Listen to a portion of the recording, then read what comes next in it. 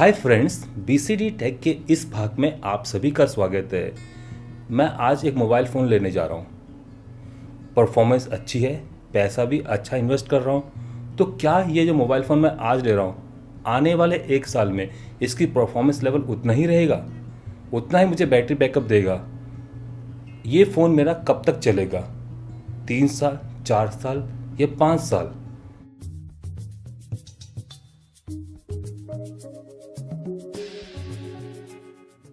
तो फिलहाल आपको मैं सबसे पहले ये बता देता हूँ, जो मोबाइल फ़ोन आज से आपने 2 साल 3 साल पहले यूज़ किया था या कर रहे हो अभी भी, तो वो मोबाइल फ़ोन और आज जो मोबाइल फ़ोन आप खरीदने जा रहे हो, इन दोनों में ज़मीन आसमान का फ़र्क है।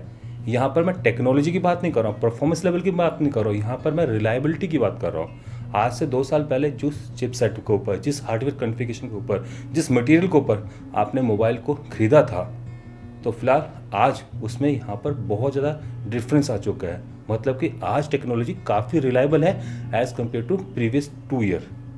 तो फिलहाल ये रिलायबिलिटी इतनी भी अच्छी नहीं है कि आप कहोगे कि मैंने आज मोबाइल ले लिया और ये मेरा सालों साल चलता रहेगा। नहीं, आपका मोबाइल ख़राब होगा। क्या ख़राब होगा? सबसे पहले उसकी बैटरी जाएगी 2 साल, 2.5 साल। और अगर आप यहाँ पर हैवी गेमिंग करते हो, हैवी एप्लीकेशन चलाते हो, तो उससे भी पहले आपकी बैटरी सबसे पहले बोलेगी। हालांकि आपकी बैटरी तीसरे चौथे चार्ज के बाद इससे ही ख़त्म होनी शुरू हो जाती है। आप अगर नोटिस करोगे, आपने कुछ भी नहीं कर रखा है, नॉर्मल यूज़ करो, आपको पता चल जाएगा कि यहाँ पर उसकी परफॉर्मेंस में या उसके बैकअप में यहाँ पर कमी आने लगी है। तो फिलहाल ये क्यों आती है? ये यहाँ पर है बैटरी की यूजेस। आप जितना बैटरी को यहाँ पर ड्रेन करोगे, जितना उसको यहाँ पर चार्ज करोगे, उतना ही उसकी यहाँ पर परफॉर्मेंस गिरती चली जाती है।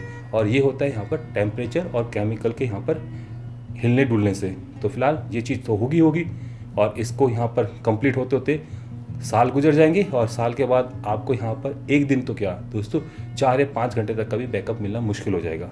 तो ऐसे केस में आप अपने फ़ोन को फॉरवर्ड मार दें, सारी एप्लीकेशन को अनइंस्टॉल कर दें, तो आप यहाँ पर कुल मिला के 1 दिन तक का बैकअप ले सकते हो। अगर आपको ज़्यादा बैकअप चाहिए, बैटरी रिप्लेस करनी पड़ेगी।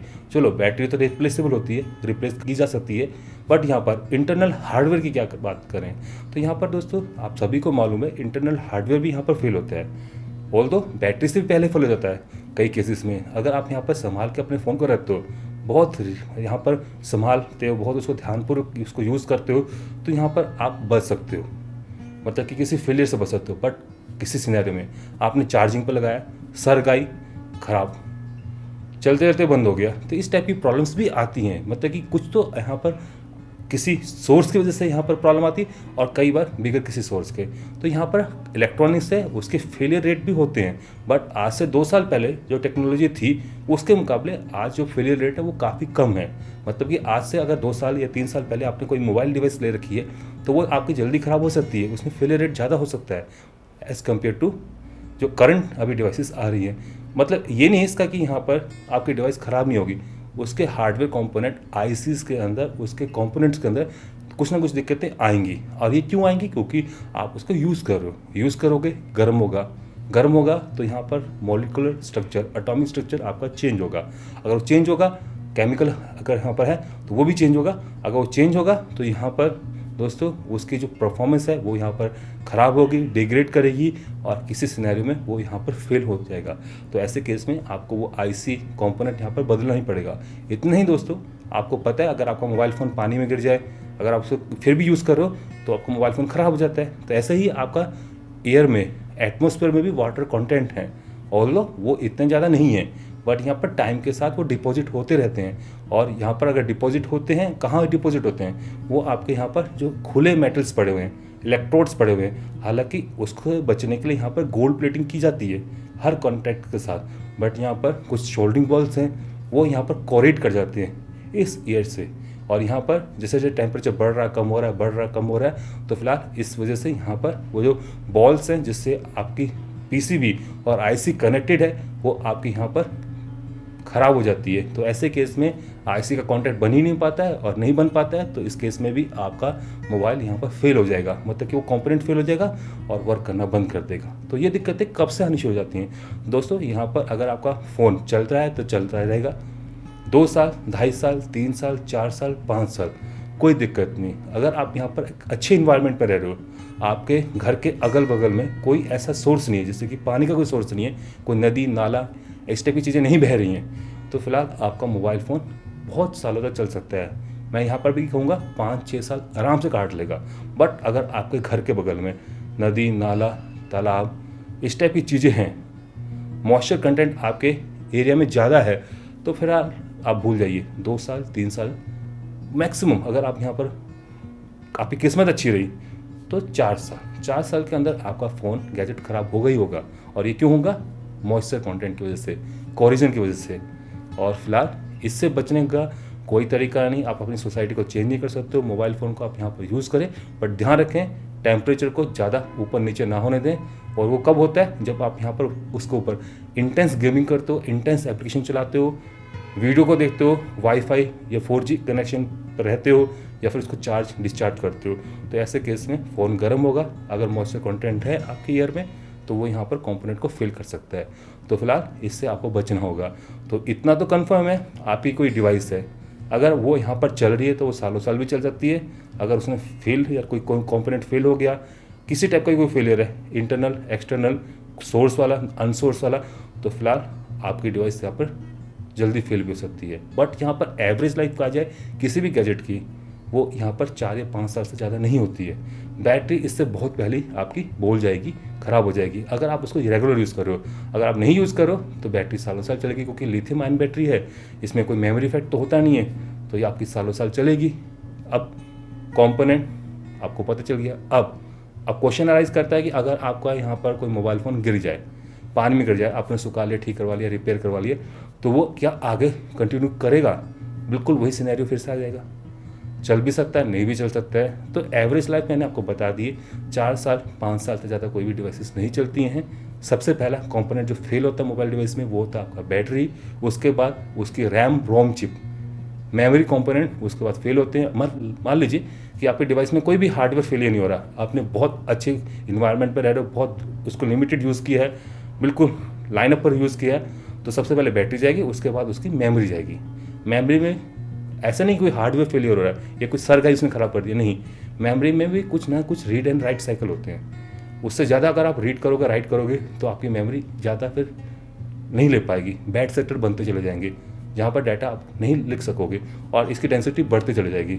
तो फिलहाल एक टाइम आएगा कि यहाँ पर आपने नैंड के ऊपर डाटा लिखा है, बट वो रीड नहीं हो पा रहा। क्यों? क्योंकि वो करप्ट हो गया, क्योंकि वहाँ पर था ही नहीं डाटा कुछ, बिट्स में एक आध बिट्स आपकी गायब हो गई, तो फिलहाल डाटा बचा ही नहीं।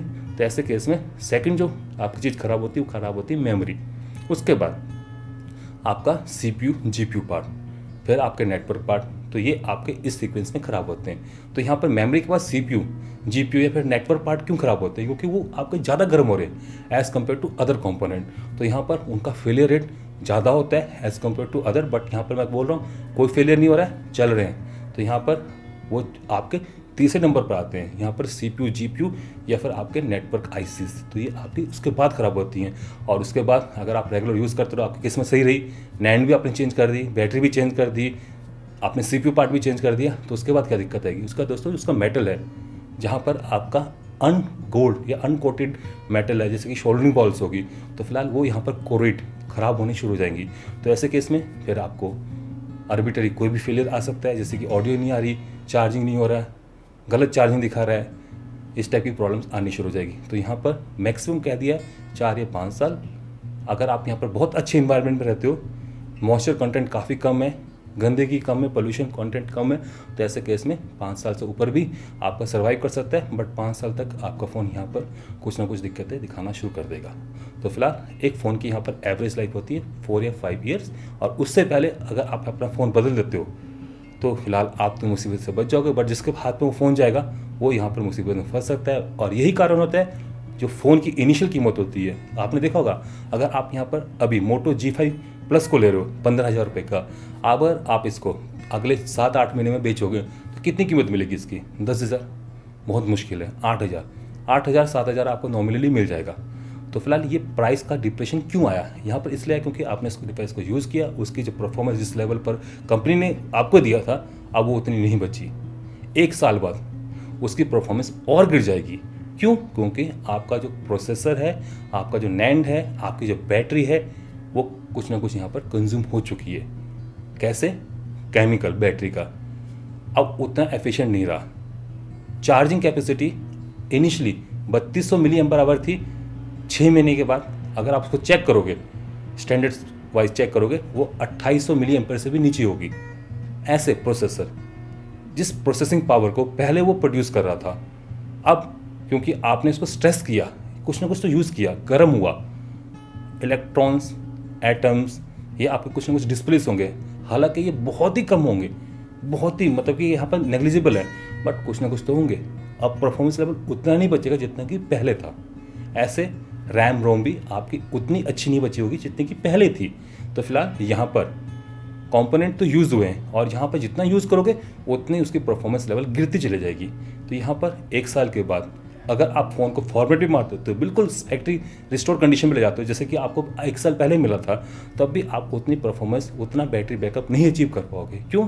क्योंकि आपका कुछ ना कुछ यहाँ पर कंज्यूम हो चुका है और वो इरिवर्सिबल है, आप उसको रिवर्स बैक नहीं कर सकते हो और इसी वजह से यहाँ पर परफॉर्मेंस गिर जाती है, ख़त्म हो जाती है। तो फिलहाल इसका कोई सोल्यूशन है?